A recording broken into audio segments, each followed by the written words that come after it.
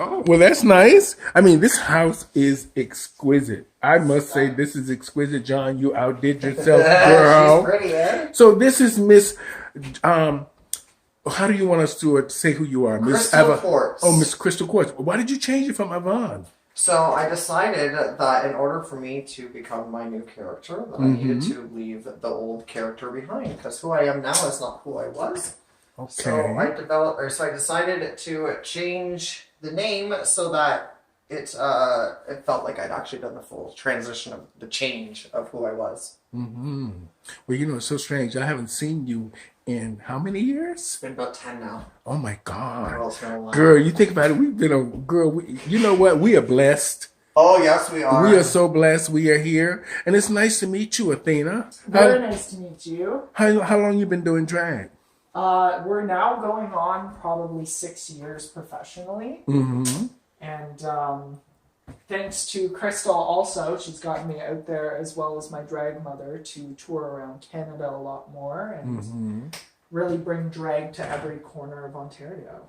Oh, wonderful. Now, Crystal, what do you think now that you're doing the competitions across Canada to bring recognition to not just Canadian talent, but to, entertainers around the world here to Ontario? What do you see the future in drag here in Canada? Because as you know, for many years, like you said, I've been producing a lot of these shows, and I find it very tough when you don't have enough entertainment or not enough professional entertainers to perform. Professional. Keyword.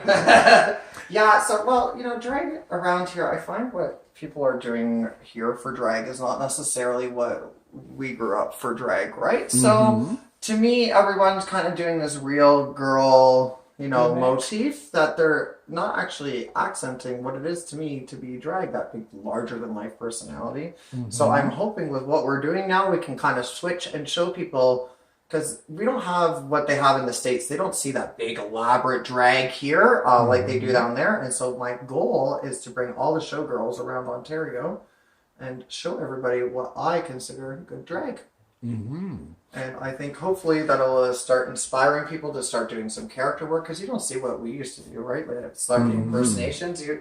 You and me are probably one of the only two doing most of it still, anyways, right? So I think it would be great to see, something different than just trying to look like a woman. Because, Now, you, Athena, as a young person, and the internet is a very influential and powerful source for you to connect to different audiences around the world. And you being a young performer, what do you think is going to happen now that RuPaul has brought a new look or just a difference to the industry? Yeah, I would say the industry is definitely, it's become an industry, I think, more because of Ru. And like Crystal was saying, drag in the States has been incredibly large for so many years. And here in Canada, I don't think we have the same kind of entertainment or the professionalism that you were kind of mentioning earlier as well. So, trying to dig and find those people around different provinces, I'm sure, is a little difficult. But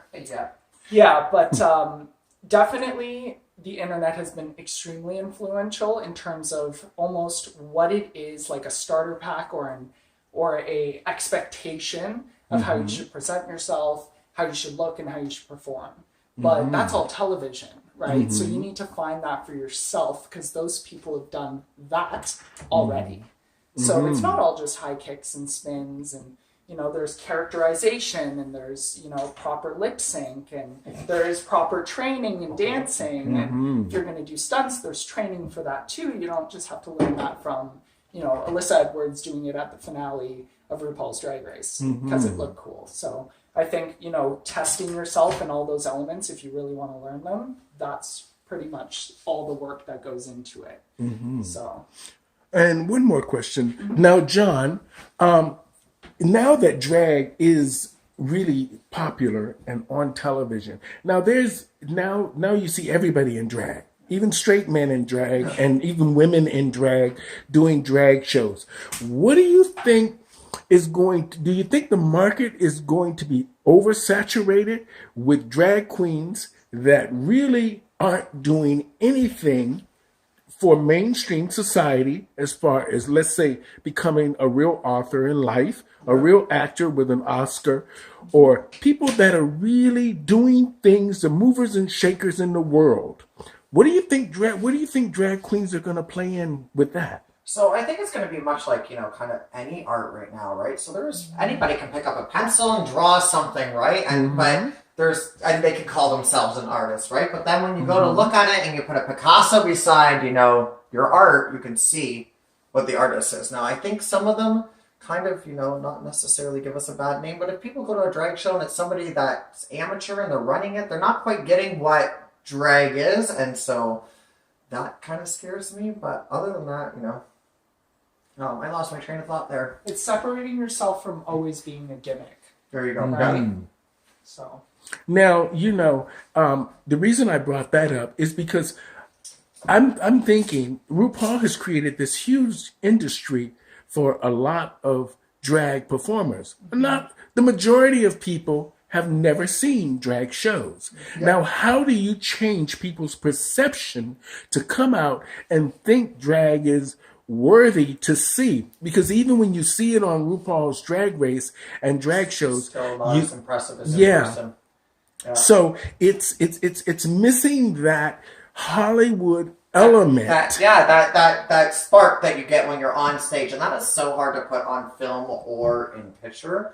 And I feel like the only way of getting those people out is like, I don't know if you've noticed by my posters, they look really exciting, and I try to create that like neon sign and sparkles and kind of give that people the feeling of what they're going to experience when they come there, because it's a larger than life atmosphere and where you feel, beautiful and welcomed and everything, right? So now the reason I'm asking you, just one more question. As many as But the reason I'm asking this is because now that, you can only sell so much makeup.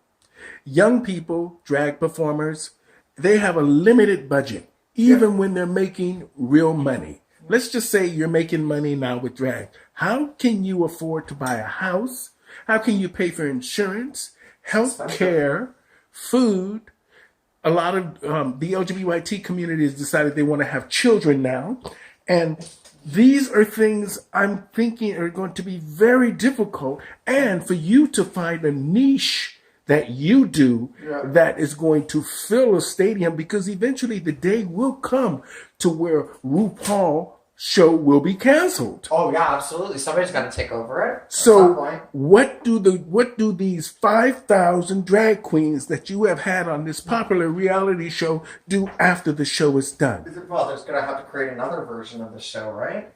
Because this is hard to make a living in. Makeup is expensive. If makeup is expensive. The outfits, like I have thousands and thousands of dollars just in rhinestones. Rhinestones, not just outfits, but rhinestones. There's thousands in makeup right there, right? There's I probably have $10,000 in wigs. Right. Like it's an investment, right? And so if people aren't, drag in general is an investment. So if you're taking this on as a career, I highly suggest that all of your tips that you're getting, you put it right back into your art. And that's how I've gotten to where I am today. It's because I don't spend my tips on anything else other than literally going back into makeup, hair, whatever it happens to be for that day. But at some point, for the both of you, at some point, Athena and Crystal, at some point you have to start really thinking about, is this really worth it? Is this really worth all of this? Is RuPaul Drag Race even really, really relevant to make your lives in the long run